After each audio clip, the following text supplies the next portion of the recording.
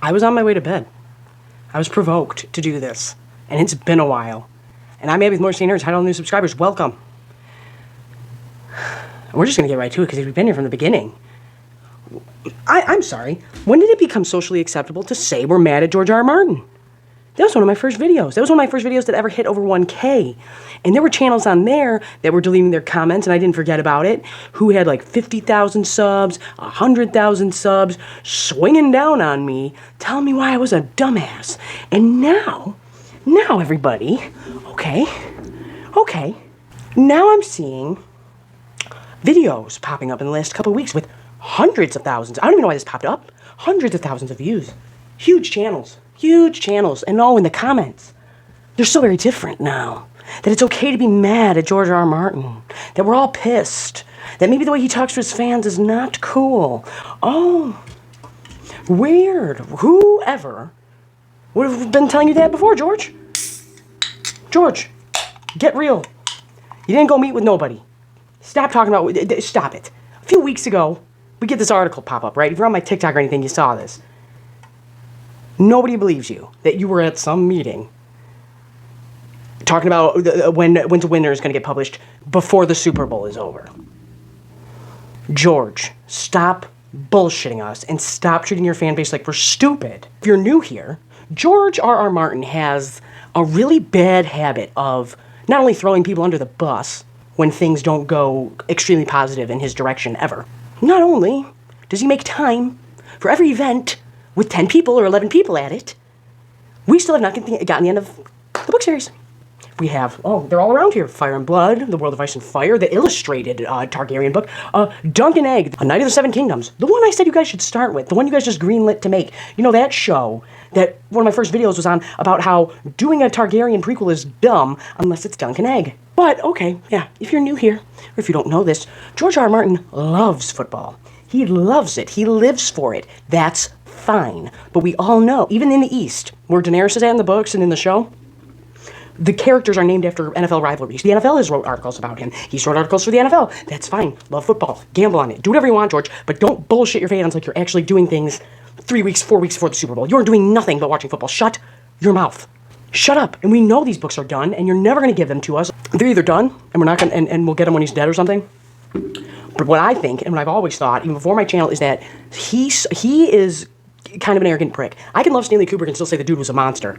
I can say your work is good. I like this book series, but let's not BS ourselves. You screwed over the first series and then lied on them and said that you never said half the things you said. I never said I'd have the series done. No, you did. You did. You set them up for failure. But no, we can't look at our Lord and Savior George R. R. Martin. The book series that you've been writing since the 90s. Can't give us those. And what I truly believe is that they're done. And he saw... Have you guys ever heard the way he speaks to people? I've met a million George R. R. Martins that just talk down to you, and then they're like, well, I didn't call you dumb. No, you did with using 3 paragraphs, though. Get real.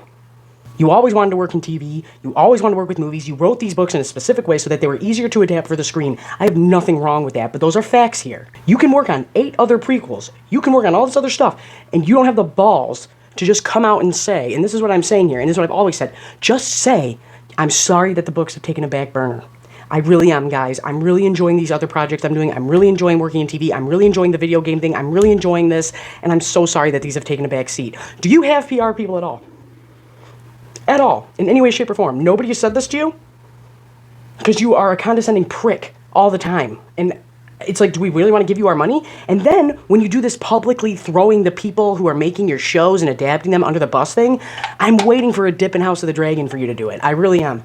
I really am. Would you guys want to work in any job with somebody who, every single time something gets heavily critiqued, immediately goes, I'm above all of you in position, and it's all their fault? And not only that, they're doing it like on red carpets. Publicly as hell. Yeah, that sounds like somebody I really want to keep working with. That sounds like somebody whose prequel series I really want to keep greenlighting and keep supporting. I know they're lined up, but they've pulled the plug for less on things. And I'm just saying, I'll be very interested if House of the Dragon starts to dip at all and how he starts to sound. But of course we have every right to be pissy with this man. I've been saying that. I can love your work and appreciate your work and still say, this is shitty behavior. I don't let my family get away with it. I don't let my friends get away with it. Why would I let George R. R. Martin? But the fact that so many people, I couldn't believe it. I couldn't believe it. I got out of bed and I put a little bit of makeup on. And I was like, we need to talk about this immediately. I'll edit that other video later. No. Are you guys serious? Are you serious? Are you kidding me right now? I'm scrolling through YouTube and it's like 150,000 views. We're mad at George R. R. Martin. 100,000 views. Oh, George screwed up. And the comments just full of like, yeah, we're sick of it. Are you? You're sick of it now? Are you? Yeah, because we've been sick of it. And I'm not here to say, like, I said it first. I'm not saying that at all. What I'm saying is the acceptability of this message has changed drastically in the last, 2 years, year and a half? When did I put that video out? I think I shared it in a post on the community tab. That was one of my first videos I did. It was one of my first videos to hit over 1K. I remember I was really proud of it. But most of it was just because people were bashing the shit out of me. But I couldn't believe it. I was like, what? Hundreds of thousands of views and all this support? This is madness. This is crazy. What? No, shut up. Stop. This bastard. We're never going to get him. We're never going to get the books. I really feel that way. I think that he's so arrogant and thinks he's so smarter than everybody else that they're done. And one day he was on Reddit, or one of the fans he's hired who are great, that help him write these side books that we must have before the end of the series, are going to, I think somebody saw, like, a correct calling out of the ending, and he's like, nope, scrap it, change it. I have to be smarter than everybody else. I have to be above everybody. That's how I really feel. Or he's afraid people aren't going to like the ending because they did not like the ending of the show, and people might say the show was even better than that, possibly. I do think that's a factor. I think he's like, shit, people really did. He really likes people liking him. We all do. Who likes when everybody's hating on you? I just wish this guy would give the respect to his fans that we deserve. We are the reason you're where you're at.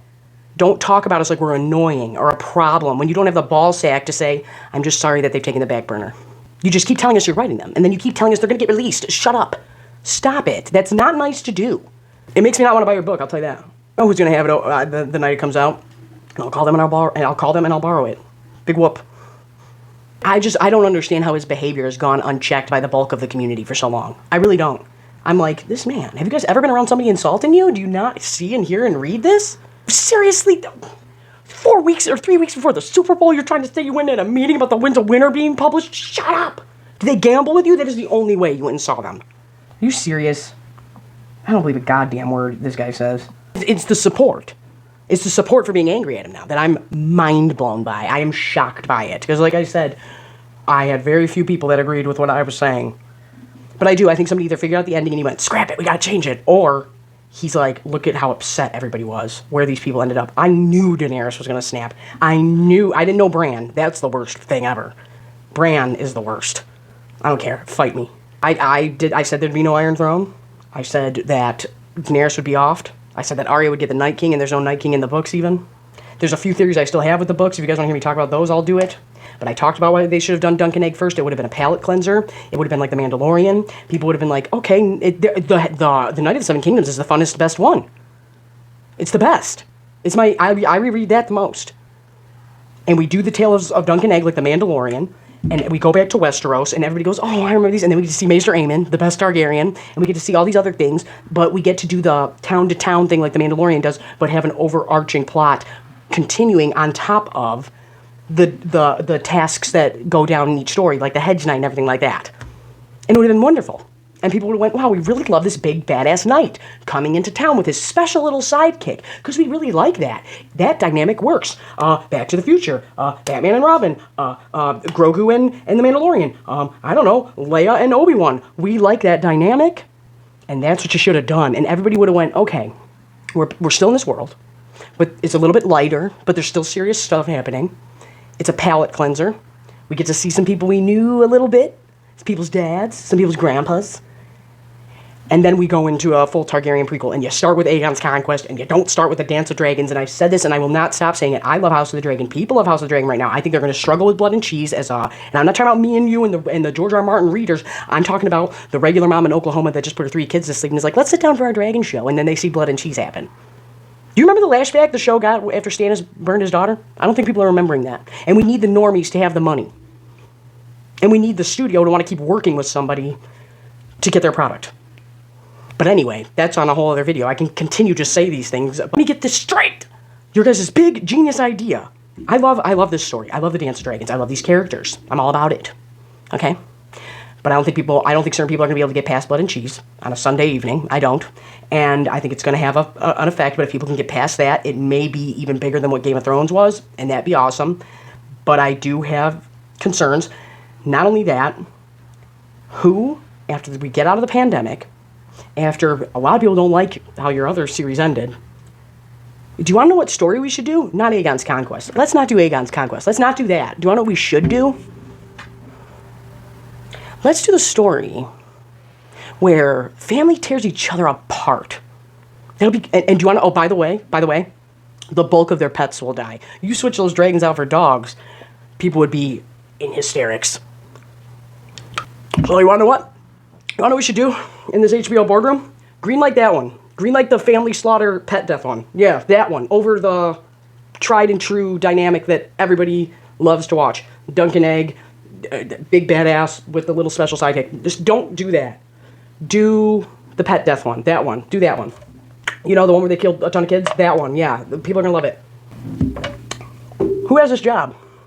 How do I apply? I don't understand. My True Detective stuff is up. I'm appalled. I just needed to say this for my own cathartic reasons. I'm Ab with MotorCityNerds. I'm on OF. I'm on TikTok. I'm on all the things down below. I'm going to link my other video down there too, where I talk about this. And I'm sorry that the editing is probably horrible. I'm probably terrible. But yeah. You flip-flopping sons of bitches. I was literally about to go to sleep. I was like, I'll lay down. It's 4:50 in the morning. I was laying down in my bed. I was laying down in my bed with my dog, having a lovely little watch because I'm rewatching True Detective Season 1 because my True Detective Season 4 stuff's up and people are like, well, you talk about Season 1 and things in Season 1. I'm like, hell yeah. And I feel like I need to rewatch Season 2 and Season 3, but I was having a lovely little evening. About to lay down, maybe eat some Doritos. And then I see this bullshit. This utter bullshit. And it took me back to old Abby days. And I was like, who gives a shit? Let's just record and scream about this. George R. R. Martin's an asshole. He is. He's a prick. He's a prick and he treats his fans badly. And it's not okay to do. And like I said, just have a ball sack. I'd respect that more. I would respect that more if he just said, like, I'm really enjoying this other stuff. I'm really sorry the books are on the back burner. I never meant to do this to you guys. Is that hard? We know you don't mean it, but is it that hard? And at all during football season, don't you ever say you're having a meeting again, George. Where'd you have a meeting at? Las Vegas? I know it says you went to London, but this man. I love your world. I am a fan of this. We can all love it together and disagree on how we feel about the creator. Like I said, Stanley Kubrick was a monster, but he made perfect art. And I don't like the way he compares himself to Tolkien. I think I never went to those trips. Okay, well, you didn't change the way people wrote for the rest of eternity. You didn't even write your own language. That didn't happen until the show. Sir, why don't you chill on your Tolkien talk? I don't like that. Anyway, what was I saying? Subscribe.